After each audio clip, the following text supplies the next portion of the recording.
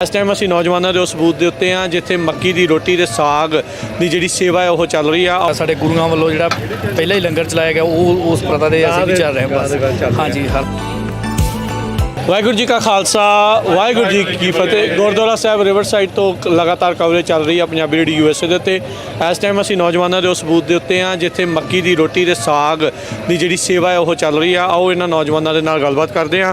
वाहिगुरू जी का खालसा वाहिगुरू जी की फतेह जी। की नाम है जी तुहाडा? मेरा नाम वरिंदर सिंह है जी। तुसीं इत्थों सारे लोकल हैं जी? हाँ जी लोकल ही हैं जी। रिवर साइड ने? हाँ जी रिवर साइड ਤੇ ਅੱਜ ਮੱਕੀ ਦੀ ਰੋਟੀ ਸਾਗ ਦਾ ਜਿਹੜਾ ਲੰਗਰ ਲਾਇਆ ਪਹਿਲੀ ਵਾਰੀ ਲਾਇਆ ਜਾਂ ਪਹਿਲਾਂ ਵੀ ਲਾਇਆ जी। ये ਪਹਿਲਾਂ ਵੀ ਲਾਉਨੇ ਆ ਔਰ ਜਿੱਦਾਂ ਸਾਡੇ ਗੁਰੂਆਂ ਵੱਲੋਂ ਜਿਹੜਾ ਪਹਿਲਾ ਹੀ ਲੰਗਰ ਚਲਾਇਆ ਗਿਆ ਉਹ ਉਸ ਪ੍ਰਥਾ ਦੇ ਅਸੀਂ ਵੀ ਚੱਲ ਰਹੇ ਹਾਂ ਬਸ। ਹਾਂ ਜੀ ਹਰ ਵਾਰੀ ਸਾਰਿਆਂ ਨੇ ਕਿੱਦਾਂ ਤਿਆਰੀ ਕੀਤੀ ਫਿਰ ਇਹ ਮੱਕੀ ਦੀ ਰੋਟੀ ਜਿਹੜੀ ਉਹ ਆਪ ਬਣਾਈ ਕਿੱਦਾਂ ਕੀਤਾ ਹੈ ਫਿਰ ਪ੍ਰਬੰਧ ਹੋਇਆ ਸਾਰਾ? ਜੀ ਪ੍ਰਬੰਧ ਜੀ ਕੱਲ ਤੋਂ ਹੀ ਚੱਲ ਰਿਹਾ ਸੀਗਾ ਠੀਕ ਹੈ ਤੇ ਕੱਲ ਤੋਂ ਹੀ ਲੱਗੇ ਹੋਏ ਆ ਜੀ ਸ਼ਾਮ ਤੋਂ ਹੀ ਤੇ ਬਸ ਜਿੰਨੇ ਵੀ ਨਾਲ ਮਿਲ ਕੇ ਜੋ ਵੀ ਠੀਕ ਹੈ। हाँ जी बस ਸਾਰੇ ਨੌਜਵਾਨ ਜਿਹੜੇ ਮਿਲ ਕੇ ਜਿਹੜੇ ਉਹ ਲੱਗੇ ਆ ਸੋ ਇਹ ਸ਼ਾਮ ਤੱਕ ਇਦਾਂ ਹੀ ਚੱਲਣਾ ਹੈ? हाँ जी शाम तक इतने चलूगा जी। ਕਾਫੀ ਪ੍ਰਸ਼ਾਦੇ ਜਿਹੜੇ ਤਿਆਰ ਕਰਕੇ ਲਿਆਂਦੇ बिल्कुल बिल्कुल जी ठीक है। बिल्कुल। ਫਰੈਸ਼ ਕਰ ਰਹੇ ਹਾਂ ਜੀ। ਹਾਂਜੀ ਕੀ ਨਾਮ ਹੈ ਜੀ ਤੁਹਾਡਾ? ਮੇਰਾ ਨਾਮ ਰਮਨ ਹੈ ਜੀ।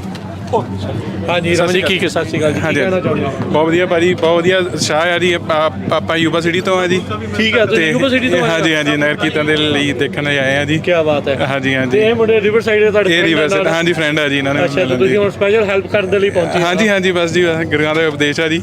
ਤੇ ਇਹ ਵੀ ਆਉਂਦੇ ਹੁੰਦੇ ਉੱਥੇ ਫਿਰ ਜਦੋਂ ਯੂਬਾ ਸਿਟੀ? ਹਾਂਜੀ ਇਹ ਵੀ ਆਉਂਦੇ ਹੁੰਦੇ ਆ ਜੀ। ਹਾਂਜੀ ਠੀਕ ਆ। ਆਪਾਂ ਉੱਥੇ ਵੀ ਲਾਈਦਾ ਹੈ ਫਰੈਸ਼ ਜੂਸ ਦਾ ਲੰਗਰ ਲਾਈਦਾ ਜੀ ਯੂਬਾ ਸਿਟੀ ਵੀ। ਠੀਕ ਆ। ਹਾਂਜੀ ਨਗਰ ਕੀਰਤਨ ਦੇ ਵੱਡੇ ਜੀ ਤੇ ਕਿਆ ਬਾਤ ਹੈ। ਵਧੀਆ ਭਾਜੀ ਵਧੀਆ। ਵਧੀਆ ਥੈਂਕ ਯੂ ਜੀ। ਸੋ ਬਿਲਕੁਲ ਜੀ ਤੁਸੀਂ ਦੇਖ ਸਕਦੇ ਆ ਵੀ ਜਿਹੜੇ ਗੁਰੂ ਸਾਹਿਬਾਨ ਦਾ ਉਪਦੇਸ਼ ਆ ਜਿਹੜਾ ਲੰਗਰ ਦੀ ਪ੍ਰਥਾ ਸ਼ੁਰੂ ਹੋਈ ਹੈ ਲਗਾਤਾਰ ਜਿੰਨੀ ਵੀ ਅਜੇ ਤੱਕ ਜਿੰਨੀ ਜਨਰੇਸ਼ਨ ਤੱਕ ਆਪਾਂ ਪਹੁੰਚੇ ਆ ਉਸ ਪ੍ਰਥਾ ਨੂੰ ਜਿਹੜਾ ਲਗਾਤਾਰ ਇਹਨਾਂ ਨੇ ਤੋਰਿਆ ਆ।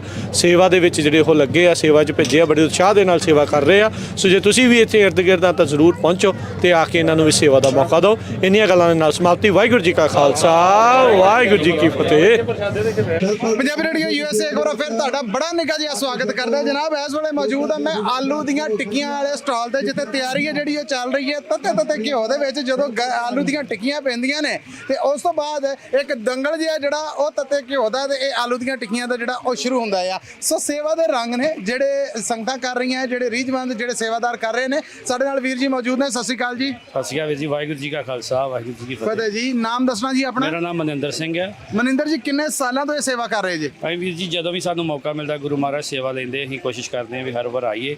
ਸਾਡਾ ਤੰਦੂਰੀ ਫਿਊਜ਼ਨ ਬ੍ਰਾਂਡ ਹੈ ਜੀ। ਸਾਡਾ ਲੈਂਕੈਸਟਰ ਤੋਂ ਵੀ ਇੱਧਰ ਵੀ ਸਾਡੇ ਕਾਫੀ ਬ੍ਰਾਂਚਸ ਆਪਾਂ ਖੋਲ ਰਹੇ ਹਾਂ।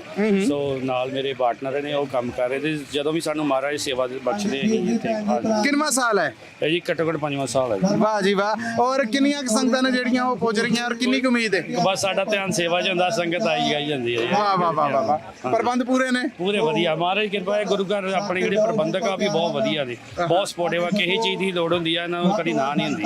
ਕੀ ਬਾਤ। ਸੋ ਹਾਂਜੀ ਮਜ਼ਾ ਆਉਂਦਾ ਜੀ।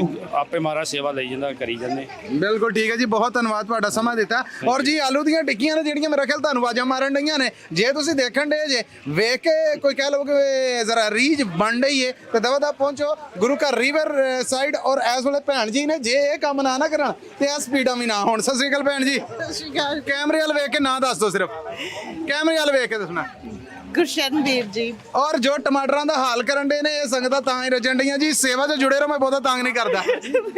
ਔਰ ਅਗਲੇ ਪਾਸੇ ਵੇਖੋ ਜੀ ਟਿੱਕੀਆਂ ਜਦੋਂ ਆਉਂਦੀਆਂ ਨਾ ਇੱਥੇ ਸਵਾਦ ਬਣਦਾ ਫੇਰ। ਆਲੂ ਦੀਆਂ ਟਿੱਕੀਆਂ ਨਾਲ ਜਨਾਬ ਛੋਲੇ ਤੋਂ ਬਾਅਦ ਅੱਗੇ ਟਮਾਟਰ ਤੇ ਪਿਆਜ਼ ਦਾ ਸਲਾਦ। ਅੱਗੇ ਜਨਾਬ ਦਹੀਂ ਵਾਲੀ ਪੂਦਰੇ ਵਾਲੀ ਹਰੇ ਧਨੀਏ ਵਾਲੀ ਹਰੀ ਮਿਰਚ ਵਾਲੀ ਚਟਨੀ ਤੇ ਨਾਲ ਮਿੱਠੀ ਚਟਨੀ ਤੇ ਇਧਰ ਜਨਾਬ ਚਾਟ ਮਸਾਲਾ ਜਿਹੜਾ ਵਾਹ ਜੀ ਵਾਹ ਇਹ ਤਰੋਂਗ ਦਿੱਤਾ ਨੈਪਕਿਨ ਤੇ। ਉਹ ਮੇਰਾ ਖਿਆਲ ਆ ਕਿ ਹੁਣ ਬ੍ਰੇਕ ਦਾ ਸਮਾਂ ਬਣਦਾ ਕਿਉਂਕਿ ਸਬਰ ਨਹੀਂ ਹੋਣ ਡਿਆ ਤੇ ਅਸੀਂ ਹੁਣ ਇਹ ਲੰਗਰ ਚੱਕਣਾ ਹੀ ਚੱਕਣਾ ਆ। ਬਸ ਤੁਸੀਂ ਰਹਿਣਾ ਆ ਅਗਲੇ ਕਿਸੇ ਵੀ ਸਵਾਦਿਸ਼ਟ ਇੱਕ ਸਟਾਲ ਔਰ ਲੰਗਰ ਸਟਾਲ ਵਾਸਤੇ ਪੰਜਾਬੀ ਰੇਡੀਓ यूएसए